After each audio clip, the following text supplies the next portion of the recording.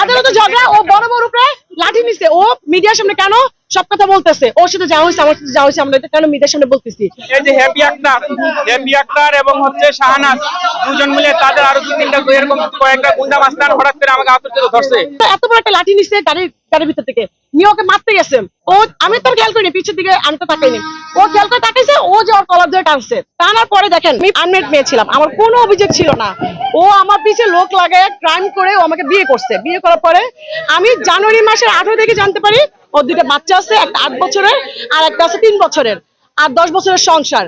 তারপরে যখন আমি খুঁটিনাটি তখন আমরা জানতে পারি, জানার পরে আমার মা বলছে ঠিক আছে, এই বাচ্চা তোমার বোনের যদি হয়ে থাকে আমরা প্রশাসনের হাতে তুলে দিব। বলে না, আমার বাচ্চা এখন আমি নিয়ে যাবো। এরকম 3 করে ও বাচ্চা নিয়ে যায়। নিয়ে যাওয়ার পরে আমরা তখন শুনতে পারি ও বিয়ে করছে। বিয়ে করার পরে ও আমাকে পটায় মোটায় আমাকে কিলকা থানা থেকে ওর নামে অভিযোগ করা আছে। আপনি যদি কিলকা থানাও যান অভিযোগ পাবেন। কিলকা থানা থেকে যখন ওর নামে মামলা হয়, মামলা হওয়ার পরে আমাকে 29 তারিখে কিলকা থেকে আমাকে ও মিরপুর 13 নম্বর সেক্টর 8 নম্বর রোড বি ব্লকে নিয়ে যায়। নিয়ে যাওয়ার পরে আমার 30 তারিখে 1 কাপড়ে আমাকে বাসা থেকে বের করে দেয়। এই যে উকিলের চেম্বার আছে সামনে, আমি নিয়ে যাবো। উকিলের চেম্বারে নিয়ে আমাকে থ্রেট দিয়ে বলে তুই এখানে সিগনেচার করবি, এখন তুই যদি সিগনেচার না করিস তুই আমার বাসা ঢুকতে পারবি না, আর তোকে আমি রাখবো না। এই কথা বলে ওর মা বলে কি যে আমার ছেলেকে তুই যদি 22 লক্ষ টাকা না দিস তাহলে আমার ছেলেকে আরেক জায়গায় বিয়ে করবো। আমার শাশুড়ি 2টা বিয়ে, আমার ননদ যে নিপু ওরও 2 বিয়ে, নিপুর জামাই যে মাহফুজ ওরও 3 বিয়ে, বড় বোন হুকুমনি তারও 2 বিয়ে, তার স্বামীরও 2 বিয়ে, আরো তোর মা শামসুন নাহার ওরও 2 বিয়ে। ও লুকায় লুকায় মানুষের কাছে বলে বেড়ায় আমি খারাপ, আমি এইটা, আমি সেইটা।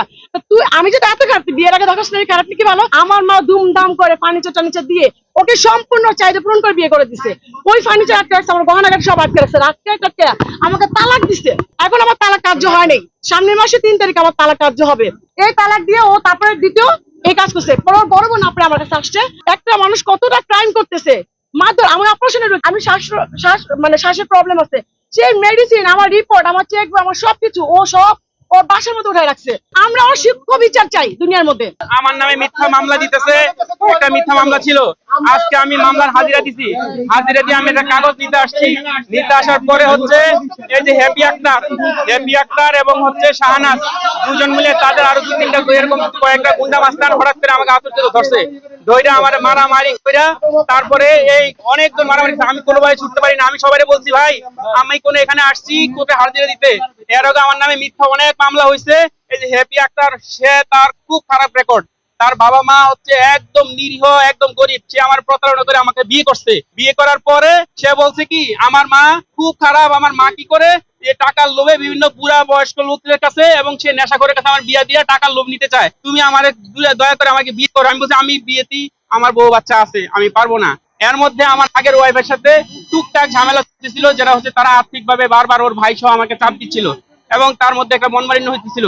আমি তাকে এটা শেয়ার করলাম যে দেখো তুমি বিয়ে করলে একটু ভালো দেখে শুনে বিয়ে করো, কারণ আমার আগের ওয়াইফ তার ভাইটাই মিলে আমাকে আর্থিকভাবে বিভিন্ন ক্ষতিগ্রস্ত করতেছে এবং আমার বাচ্চাদেরকে একটু টর্চার করে এই টাকা পয়সা না দিলে। তো এরকম বলতে বলছি কি আমার 2টা বাচ্চা, তোমার 2টা বাচ্চা আমি নিলাম, দায়িত্ব নিলাম। আমার মা খুব খারাপ, আমার ফ্যামিলি খুব গরিব, এই তো বলে বিয়ে শাদী করছে। আমি একবার 2বার অনেকবার নিষেধ করছি, তারপর বিয়ে করছে। আমার বাচ্চা এরকম বলে আমার মা খুব খারাপ। সে বলছে আমার কিচ্ছু লাগবে না, তোমার 2টা সন্তান দরকার, আর তোমার দরকার, আর তোমার ফ্যামিলি আমার ফ্যামিলি, এই কথা বলে তারপরে সে আমার বিয়ে করলো। এরপরে কি করলো, আমি বলছি আমার একটা ওয়াইফ আছে, তাকে আমি নিরীহতা আমি ছাড়তে পারবো না, কারণ সে এত খারাপ মানুষ না। সে কি করলো, এই প্রতারণার একটা করলো, তুমি যদি আগের ওয়াইফ না তুমি তালাক দাও, তোমার গুন্ডা মাস্তান দিয়ে, আমার বন্ধুর অভাব নাই,